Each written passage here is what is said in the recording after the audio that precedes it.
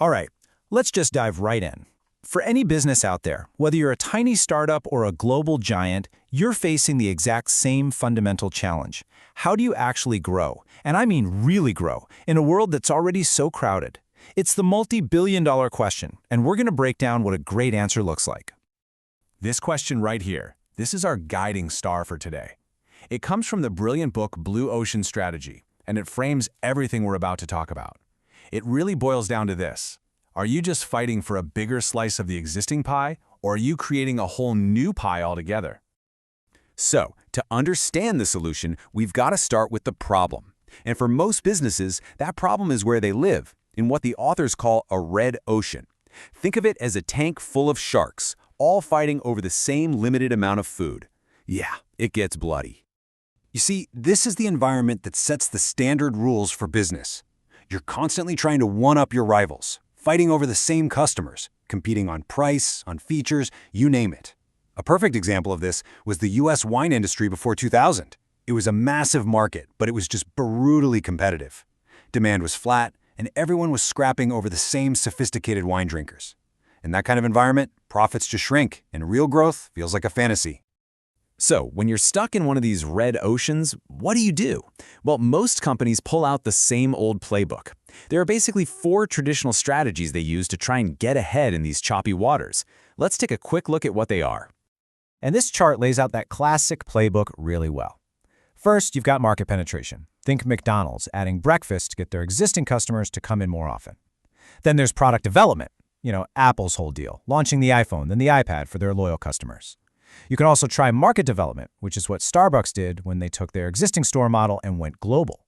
Or you can go for the whole shebang, diversification. And nobody's done that better than Amazon, going from a simple online bookstore to everything.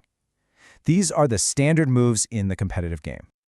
But here's the big idea. What if winning that game isn't the point at all?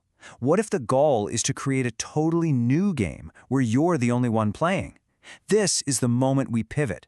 We leave the red oceans behind and start looking for blue ones. And this comparison just lays out the mindset shift perfectly. Instead of competing, you create. Instead of trying to beat your rivals, you make them irrelevant. But that last point, that's the real kicker. In a red ocean, you're always forced to make a trade-off. You can offer more value, but it's going to cost more, or you can offer less value for a lower price. Blue Ocean Strategy says, nope, we're going to break that trade-off. The goal is to offer a massive leap in value for your customers while lowering your own costs. Okay, this all sounds amazing, right? But it's the big question. How do you actually do it? How do you go out and find this magical, uncontested market space? Well, luckily, there's a framework for that. And this is it. This is the practical tool that can get you there. It forces you to challenge absolutely everything your industry just assumes as a rule by asking 4 deceptively simple questions. What are the things everyone competes on that you can just get rid of entirely? What can you scale way, way back? On the flip side, what should you double down on and raise to a whole new level? And finally, the most exciting one, what can you create that the industry has never, ever offered before? And if you want a perfect real-world example, look no further than Marvel Studios.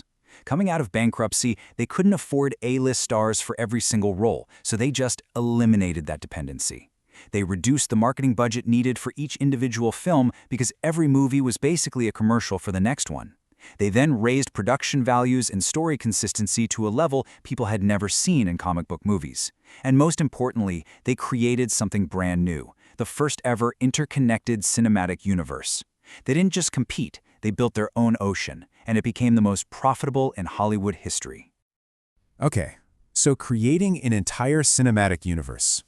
That's a pretty massive strategic move, right? But finding blue water doesn't always mean you have to reinvent a whole industry from scratch. Sometimes it's about how you enter an existing market, but in a totally different way. So let's see how this kind of strategy actually works on the ground. And that brings us to this key idea of localization. You see, this isn't about creating a new ocean. It's about learning to swim really, really well in a specific part of it.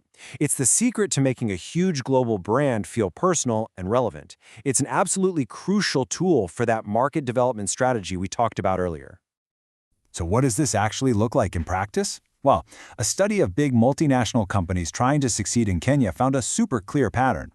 The winners weren't the ones who just copied and pasted their global strategy and hoped for the best. No way. The companies that really succeeded were the ones that customized their products, aligned their business with the local culture, and built rock-solid local partnerships. They didn't just show up, they actually integrated. And here is a fantastic example of that in action. We all know Coca-Cola is this massive global giant, right? But in Kenya, their marketing features local celebrities and themes that connect directly with Kenyan identity. Unilever does the exact same thing. They've actually managed to make their brands feel like they are indigenously ours, as one person put it. That's the power of smart localization. All right, so we've looked at the huge, big-picture ideas, the red oceans versus the blue oceans. And we've also drilled down into the nitty-gritty tactics of localization.